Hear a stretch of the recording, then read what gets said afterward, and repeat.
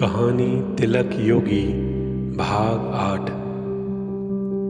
योगी। आज जो भी हुआ वह घटना का एक हिस्सा मात्र था। इस क्रिया की प्रतिक्रिया अभी बाकी है। उस काली ताकत के छोटे से प्रभाव को टाल दिया गया है, लेकिन वह शांत हो जाएगा ऐसा नहीं है। जैसे तुम्हें हमारे माध्यम से और हमें ध्यान और योग के माध्यम से परम शक्ति का कुछ अंश प्राप्त हुआ है, वैसे ही आज जिन काली ताकतों को तुमने गांव से निकाल दिया था, वे अब अपने स्रोत से और अधिक काली शक्ति लेकर लौटेंगी। तिलक। क्या इनके पीछे भी और बड़ी कोई ताकत है? योगी। ये तो उससे उत्पन्न छोटी छोटी गलत विचारधाराएं थी जो उन गांव वालों के मस्तिष्क पर प्रभाव डाल रही थी। अब जिससे तुम्हारा सामना होगा उसके बाद ही तुम्हारे व्यक्तित्व और आत्मा की परख होगी। तिलक शांत भाव से योगी की बातें सुनता रहा। तिलक को पुनः सब कुछ सामान्य होने का अनुभव हुआ तो कुछ देर और ध्यान करने के बाद उसने आंखें खोल दी। तिलक सुबह सुबह कमरे से बाहर निकला तो सावित्री जी ने टीवी पर समाचार लगा रखे थे। तिलक।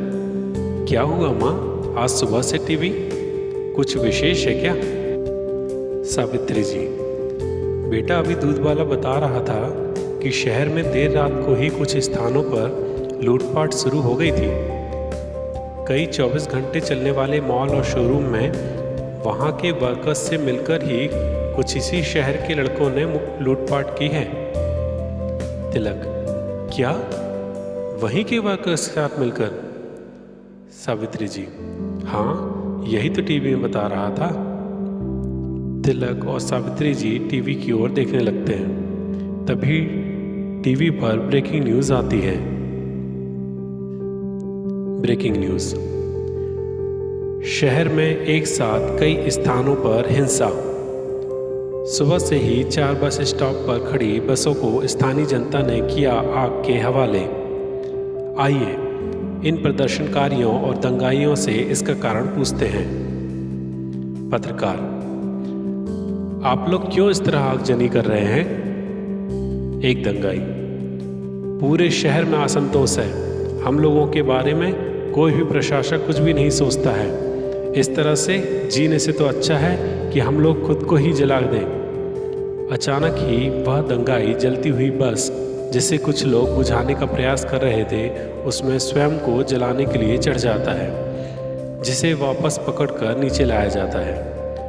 दूसरा पत्रकार जो शहर के पूर्वी क्षेत्र के समाचार को कवर कर रहा था, वो देखिए लगभग 50 से 60 लोगों ने अभी इस बंद मेडिकल स्टोर की शटर तोड़कर अंदर तोड़फोड़ की है। तिलक। माँ, मुझे आज कुछ ऑफिस जल्दी काम था, मैं लंच वहीं पर ऑर्डर कर दूंगा। तिलक ने जल्दी जल्दी तैयारी की और ऑफिस के लिए निकल गया। ऑफिस में सिक्योरिटी गार्ड के अतिरिक्त और कोई भी नहीं आया था, इसलिए बेसमेंट में गाड़ी को उसने पार्क किया, पोशाक निकाली और नज़र बचाते हुए पीछे खाली जगह से तेजी से बस स्टॉप की ओर उड़ गया।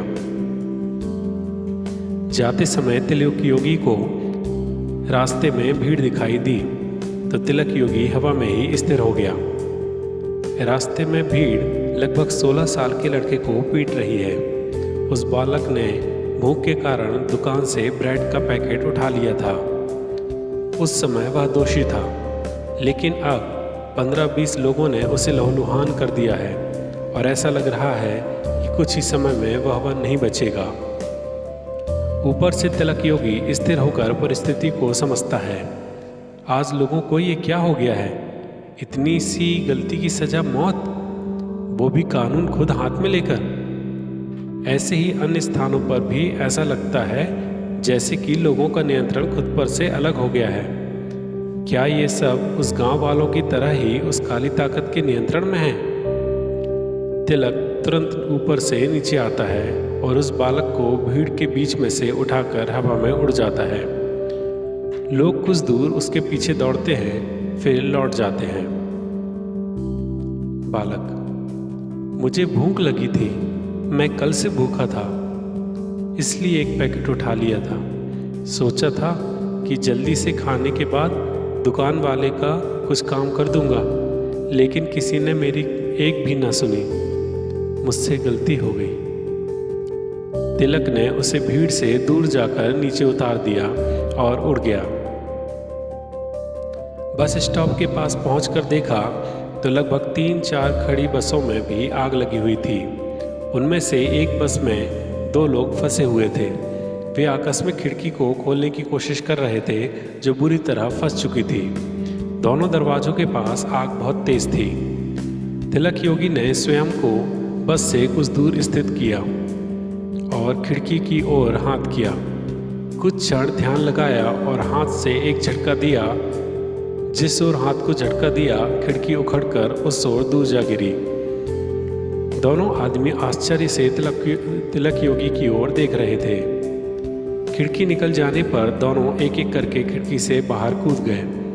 उनमें से एक ने चिल्लाया, ये शायद तिलक योगी है जिसके बारे में कल टीवी में आया था। तिलक योगी ने सभी बसों की ओर देखा तो कोई भी उनके अंदर नहीं था।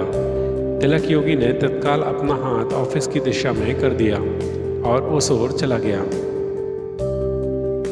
बेसमेंट में पीछे बाउंड्री के ऊपर से प्रवेश करने के बाद तिलक दबे पांव गाड़ी में जाकर पोशाक बदल देता है।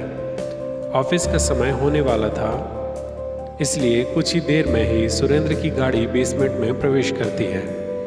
तिलक बेसमेंट में ही रुक जाता है। सुरेंद्र गाड़ी से उतर कर तिलक की ओर जाते हुए, आज सूरज किस दिशा से निकला भाई, तुम और इतनी जल्दी?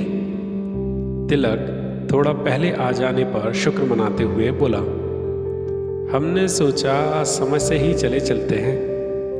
सुरेंद्र और तिलक शहर में हो रही घटनाओं पर चर्चा करते हुए ऑफिस में पहुंचते हैं। रिसेप्शन में विकास टीवी की आवाज़ थोड़ा तेज कर देता है, जिससे दोनों रिसेप्शन में चले जाते हैं। विकास, देखिए सर, आज उस गांव की तरह शहर में भी उस नकाबपोश ने 3 लोगों की जान बचाई है। सुरेंद्र टीवी की ओर देखता है, किसने? तिलक योगी ने। विकास, सुरेंद्र और तिलक तीनों टीवी की ओर देखते हैं।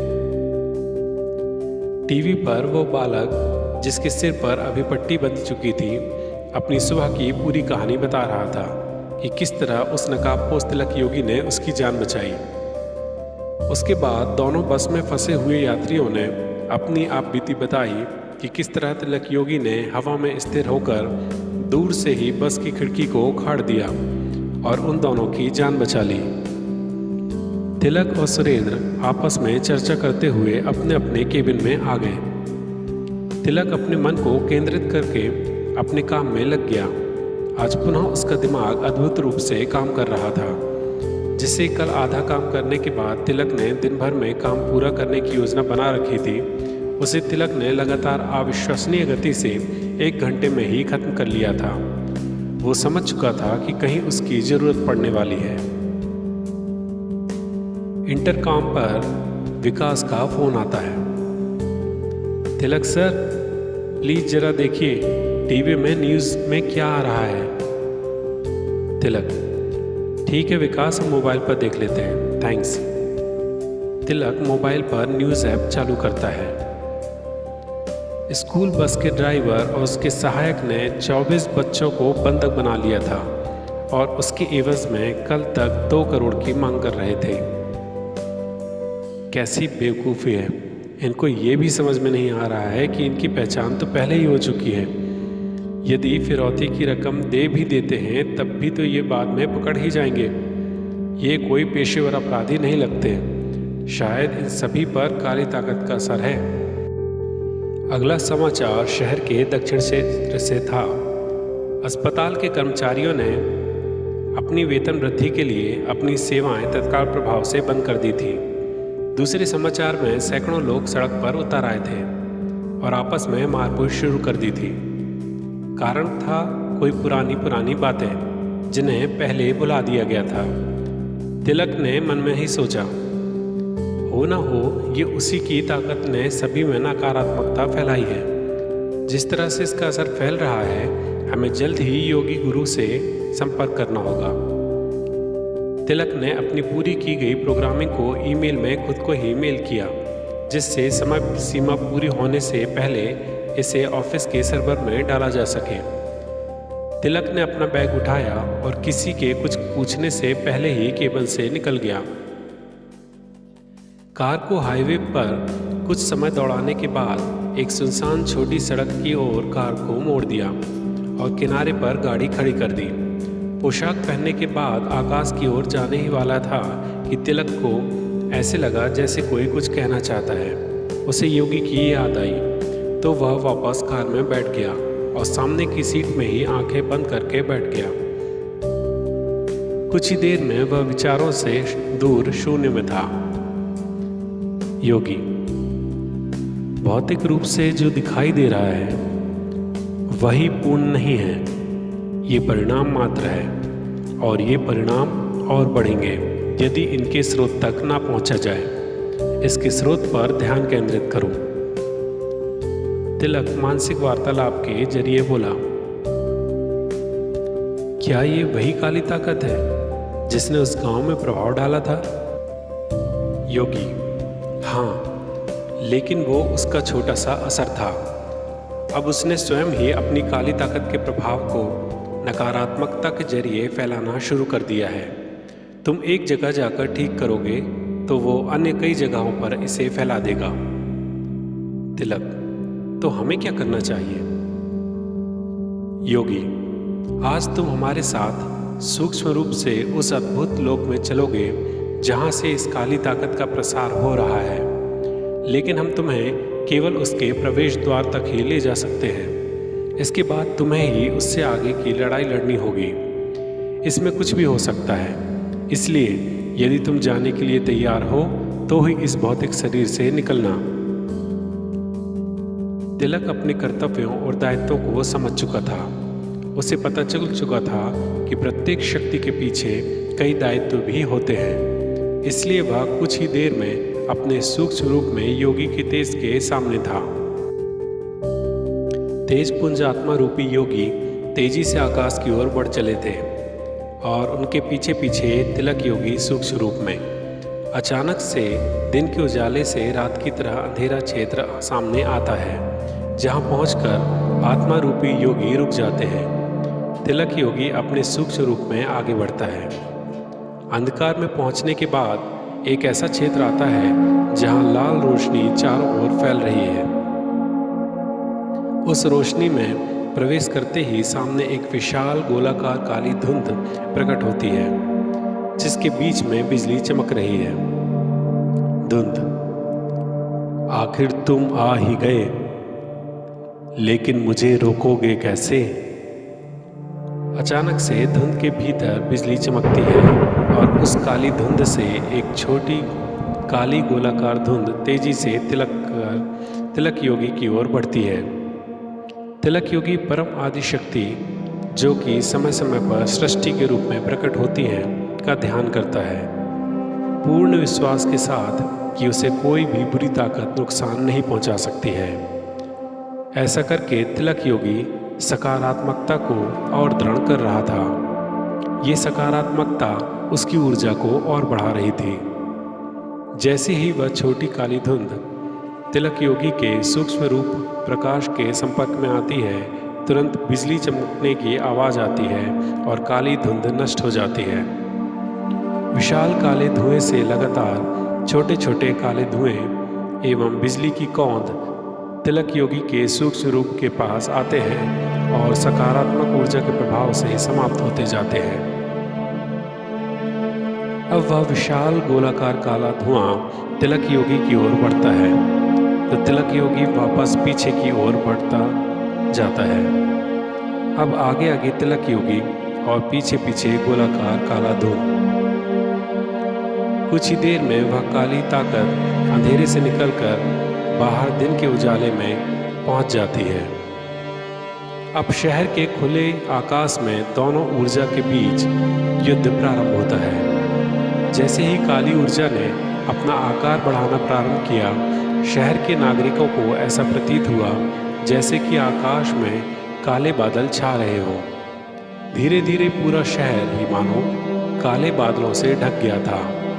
चारों ओर भय का माहौल फैल गया था। उस काली ताकत नकारात्मकता का प्रथम अस्त्र भय अब काम कर रहा था। सारा शहर भय के माहौल में था। तिलक योगी को ज्ञात था कि शहरवासियों को इस भय से निकालने के लिए सामने किसी मददगार को प्रत्यक्ष रूप में दिखने की जरूरत है। उसने तुरंत मन की गति से वहां से अदृश्य होकर अपने भौतिक रूप में प्रवेश किया और योग की शक्ति से भौतिक शरीर के साथ आसमान में पहुंच गया। सभी शहरवासी जो अब तक भय के कारण घबराए हुए थे, वे जोर जोर से आवाज लगाने लगे, तिलक योगी, तिलक योगी, तिलक योगी। लेकिन जिन पर काली ताकत की नकारात्मकता का प्रभाव पड़ चुका था, वे अब भी हिंसा और नकारात्मक कार्यों में लिप्त थे। गोलाकार काली धुंध ने अपना रूप और बढ़ाया, न केवल चौड़ाई में बल्कि ऊंचाई में भी, जिस कारण वह नीचे जमीन की ओर भी बढ़ने लगा। अब जितने लोग भी उसके संपर्क में आते, वे सभी भय, ईर्ष्या, द्वेष और क्रोध से आंखें लाल किए हुए एक दूसरे से लड़ने लगते। काली ताकत धुंध के बीच में बिजली चमकती है और मोटी लेकिन धीमी डरावनी आवाज आती है, ये सभी मेरी नकारात्मक ऊर्जा से ग्रसित हो रहे हैं। अब तुम अकेले कुछ नहीं कर सकते हो।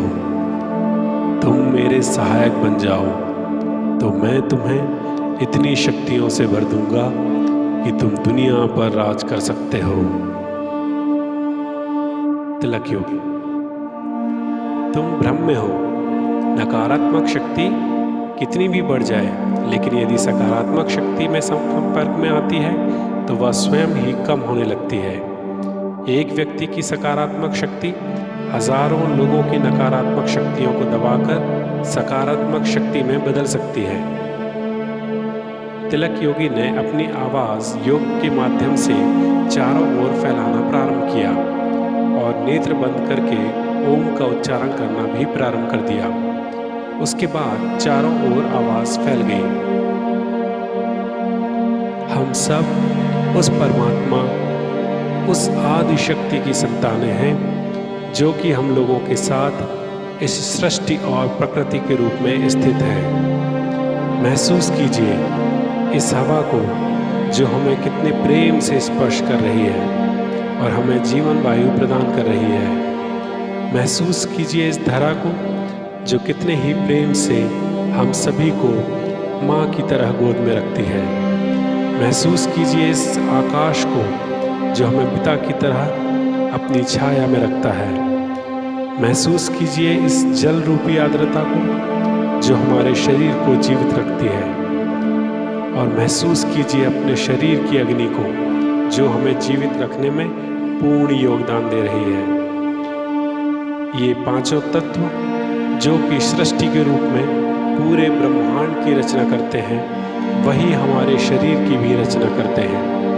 अर्थात जितने प्रेम से परमात्मा ने ब्रह्मांड की रचना की है, उतने ही प्रेम से हम प्राणियों की भी रचना की है। और जब हम सभी एक ही परमात्मा की रचना है तो हम सभी एक ही परिवार के लोग हुए। फिर एक दूसरे से ईर्ष्या, द्वेष, अहंकार और भय कैसा? ये सभी इस नकारात्मकता के प्रभाव हैं जो हम सभी की प्रेम, दया, करुणा और भाईचारा आदि रूपी सकारात्मकता पर ग्रहण लगा रहे हैं। लेकिन याद रखो, यदि तुम एक बार सकारात्मक विचार लाओगे तो उसके सामने नकारात्मकता छोटी पड़ने लगेगी। इसलिए आपस में प्रेम का अनुभव करो, आपस में भाईचारे का अनुभव करो। इस प्रकार कहते कहते तिलक योगी के शरीर से ऊर्जा रूपी प्रकाश चारों ओर फैलने लगा। तिलक योगी को ऐसा अनुभव हुआ जैसे कि योगी और योगी की तरह ही अन्य सकारात्मक ऊर्जाएं उसकी ऊर्जा में मिलती जा रही हैं। उसे अपनी ऊर्जा चारों ओर फैलती अनुभव होती है। प्रकाश रूपी सकारात्मक ऊर्जा चारों ओर फैलती जाती है और जहाँ जहाँ वह पहुँचती है काले बादल समाप्त होते जाते हैं। धीरे धीरे लोग उस सकारात्मक ऊर्जा से ऊर्जान्वित होना प्रारंभ हो जाते हैं। उनकी स्वयं की सकारात्मक ऊर्जा भी बढ़ने लगती है, जिससे उनका भय, ईर्ष्या, द्वेष और क्रोध समाप्त होने लगता है। अब नीचे तिलक योगी की आवाज़ बढ़ने लगती है। कमजोर पड़ चुका नकारात्मक रूपी धुंध वापस जाता हुआ सभी को दिखाई देता है। तिलक योगी अपने नेत्र खोल देता है। अब चारों ओर सुख, शांति, निडरता और आपसी प्रेम फैला दिखाई दे रहा था। सभी असंतोष के प्रभाव में आ चुके लोग पुनः अपने काम पर लौट रहे थे। अपहरणकर्ताओं ने आत्मसमर्पण कर दिया था। नीचे कुछ गाड़ियां जो टीवी चैनल की थीं, उनके पत्रकार तिलक योगी की दूर से फोटो लेने में कामयाब हो गए थे। एक पत्रकार तेज आवाज में बोला, जनता के लिए आप क्या संदेश देना चाहेंगे? तिलक योगी, आप लोग जो भी बनते हैं अपने विश्वास से बनते हैं। अपने विश्वास को सृष्टि रूपी परम शक्ति के प्रति और बढ़ाओ। जब भी समस्या आए हर बार सोचो, क्या तुम्हारे सामने की समस्या तुम्हारे आराध्य से बड़ी है? तुम्हारे आराध्य के समक्ष कोई भी समस्या मायने नहीं रखती है। यहीं से सकारात्मक सोच, जिसका नाम विश्वास है, की शुरुआत होती है। ब्रह्मांड में जो भी है सृष्टि रूपी परम शक्ति से ही उत्पन्न हुई है और अंत में इसी में सभी का विलय हो जाता है। जो कुछ भी इससे अधिक शक्तिशाली कैसे हो सकता है? ये शक्ति हमारे साथ है, सकारात्मकता के साथ है।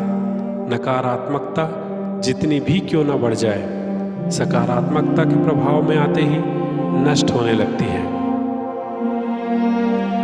पत्रकार, जनता को कैसे बताएंगे कि नकारात्मकता को कैसे खत्म करें? तिलक योगी, नकारात्मकता और सकारात्मकता सभी में होती है। जब एक बढ़ती है तो दूसरी कम होने लगती है। इसलिए सकारात्मकता को इतना बढ़ाना है कि नकारात्मकता के लिए कोई भी स्थान न रह जाए। अब फिर से जनता के बीच से आवाज़ बढ़ने लगती है, तिलक योगी, तिलक योगी, तिलक योगी। तिलक योगी को स्पष्ट अनुभव हो रहा था कि ये सब सिर्फ उसके दिमाग की उपज नहीं थी। इसमें पूरा योगदान अन्य सभी सकारात्मक शक्तियों, जिसमें उसके योग गुरु भी सम्मिलित थे, उनका था। तिलक योगी किसी को शक ना हो इसलिए तुरंत ही अपनी गाड़ी की दिशा से विपरीत दिशा में हाथ करता है और उस ओर उड़ जाता है। कुछ देर बाद अपनी गाड़ी में पहुंचकर वह गाड़ी को घर की ओर मोड़ देता है। तिलक योगी अपने इस नए सफ़र की ओर चल पड़ा था, जिसका पहला पड़ाव उसने अभी अभी पूरा किया था। कुछ ही समय में न केवल भारत देश में बल्कि सभी देशों के टीवी चैनल और मोबाइल पर एक ही समाचार वायरल हो रहा था। 21वीं सदी का सुपर हीरो तिलक योगी का आगाज। तिलक योगी का सीजन 1 समाप्त होता है। तिलक योगी सीजन 2 लेकर हम जल्द ही हाजिर होंगे।